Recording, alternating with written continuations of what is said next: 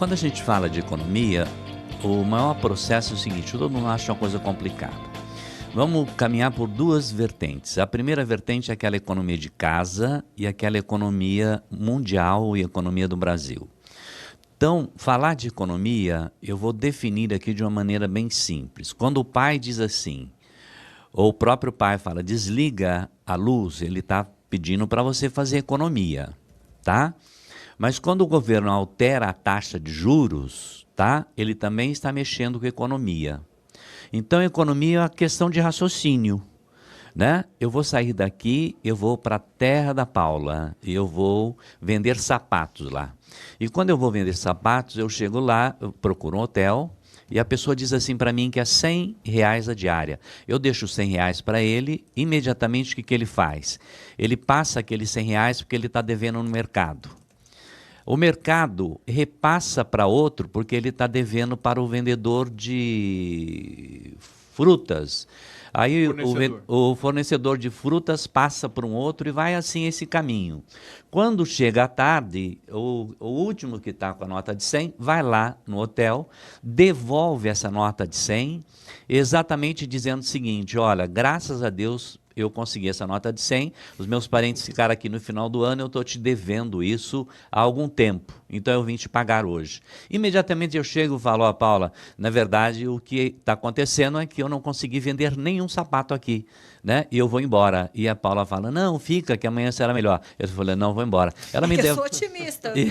E ela me devolve os 100, ela me devolve os R$100, eu pego os R$100 e venho embora para Prudente. Essa nota de R$100 passou na mão de no mínimo 10 ou 15 pessoas, certo? Pagou todas as contas, ela voltou para a minha mão, você entendeu? E nesse momento ninguém mais em Regente está devendo nada para ninguém. Parece a gente falando assim, parece ter uma coisa abstrata, né? É uma nota só que vai passando na mão de um, passando na mão de outro, passando... É uma coisa só, passa na mão de todo mundo... resolve a questão de todo mundo e volta para onde estava. Então, eu estou falando de economia, porque economia é circulação de dinheiro. Então, eu que não tenho dinheiro no banco, alguma coisa, e tenho um pouco de dinheiro, então ela é muito mais importante do que aqueles milhões que vocês pararam no banco. Então, economia é a circulação de dinheiro. Tá? Então, quando você faz uma coisa dessa, é bastante interessante para o país. E quando eu falo de país, eu estou falando de macroeconomia. A gente estava conversando um pouquinho antes do senhor entrar no ar e estava explicando para a gente a diferença entre microeconomia e macroeconomia, porque para muita gente que está ouvindo a gente não sabe o que é a diferença de uma ou de outra. Sim. É tudo economia. Sim. Mas quando a gente fala de microeconomia e quando a gente fala de macroeconomia? Para ficar bem simples para quem está ouvindo. Então eu vou colocar de uma forma que eu acho que ninguém nunca ouviu falar. Eu vou pegar uma floresta, uma mata. Quando eu quero estudar a mata inteira, eu estou estudando macroeconomia, certo? E quando eu quero estudar apenas uma árvore da mata, o individual, eu estou estudando então a microeconomia. Porque a micro é a relação dos empregos. A macro é aquilo que faz a criação dos empregos. Porque para criar emprego, a necessidade que tenha produção de insumos, a circulação. Então, essa macro é que está aí. Vamos pegar, por exemplo, o Prudente, que vem apresentando, graças a Deus, uma evolução em alguns casos, mas vamos pegar a batata doce. A batata doce, por exemplo, Prudente, sabe o que o ponto fundamental dela era vir para a feira, você vender, pronto e acabou. De repente, ela cai no gosto das academias e hoje você vai, a batata doce está lá no Rio de Janeiro, ela está em Miami, e a batata doce, escrita batata doce de Presidente Prudente, você entendeu? Então a batata doce sai do estágio de micro, que era quando você está olhando para o seu umbigo. Consumo próprio. E nesse momento ela está de que forma? Ela está exatamente no corpo todo. Então, micro e macro é isso, né? Aquele individualismo, aquela é a micro. Um comportamento globalizado é a macro. Pensar em mim seria micro. Pensar em todos seria macro. Seria macro, né? Isso. Finalizando isso daí. Professor, quando a gente fala de economia também, a gente já pensa logo em números que o governo... Como que a gente consegue traduzir os números que o governo fala? Olha, o PIB vai crescer tanto. O que isso representa para a gente? efetivamente na vida?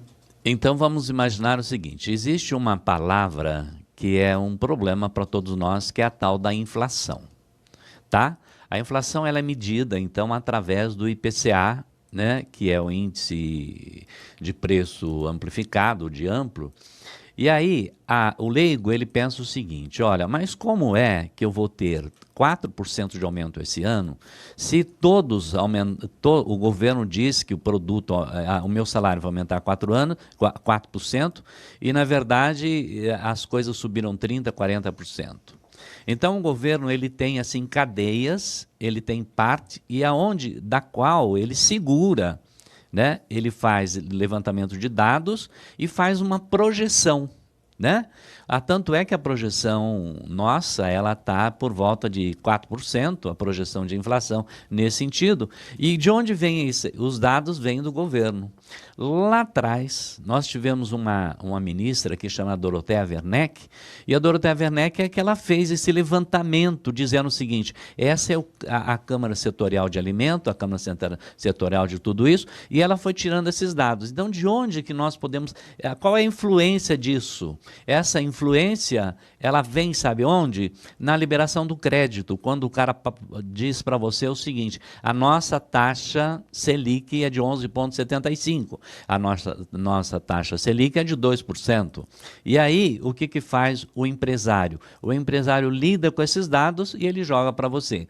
Se você não faz parte de tudo isso, o que é? Você é apenas uma pessoa que está... passivo a receber essas informações. E aí você fica criando estratégias para se sair bem ou sair mal nessa situação. É isso. Ô, professor, e para a gente encerrar, e aproveitando que o senhor está aqui, como é que está a situação econômica do país? A gente já pode, quem quer comprar aquele carro, né, que a gente sabe muito bem quem queria, né, que acabou comprando, que é o Thiago Rodrigues, que queria comprar o carro, já comprou. Assim, quem quer comprar uma casa esse ano, o governo está trazendo oportunidades, a taxa Selic está favorável para isso? Olha, nós recebemos uma taxa Selic do governo anterior e dos outros anteriores, que ela chegou ao momento que ela estava a 2%. Depois ela foi para 8%, para 9%, ela chegou a 14%, alguma coisa, e hoje ela está em tendência de queda. Porque é preciso que essa taxa ela seja reduzida, porque eu também preciso arrecadar. Então, quando ela é reduzida, nós começamos a consumir mais. Se a gente começa a consumir mais, automaticamente vem uma arrecadação maior. Então, nesse momento, eu diria para você o seguinte, a gente vem de um problema muito grande, que é a Covid.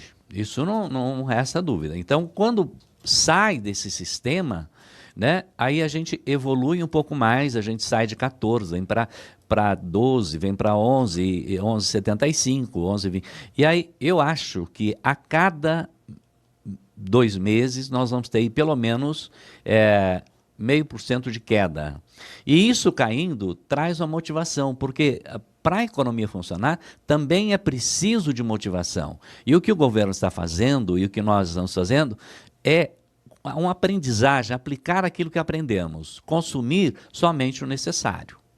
E os produtores, eles estão produzindo aquilo que você tem condição de consumir, né? Tanto é que quando a gente fala em demanda, oferta e demanda, nós estamos pensando o seguinte, o que é ofertar? Ofertar, então, é jogar um produto no mercado? Não. É a intenção de jogar o produto no mercado. Quando você joga o produto no mercado e você tem condição de consumir, né? Você tem condição de consumir, aí então esse produto está sendo ofertado, portanto, será demandado. Então, nós estamos melhorando, a economia está melhorando aos poucos, tá? Melhoria está aos poucos, porque o brasileiro, ele é, sem dúvida, um estrategista. Ele não depende só do governo, ele depende da própria estratégia. Então, acredito que nós estamos num processo de evolução, estamos num ano supostamente político, ainda isso, a tendência de melhoria, e eu acredito, sem sombra de dúvida, que a economia vai melhorar bastante.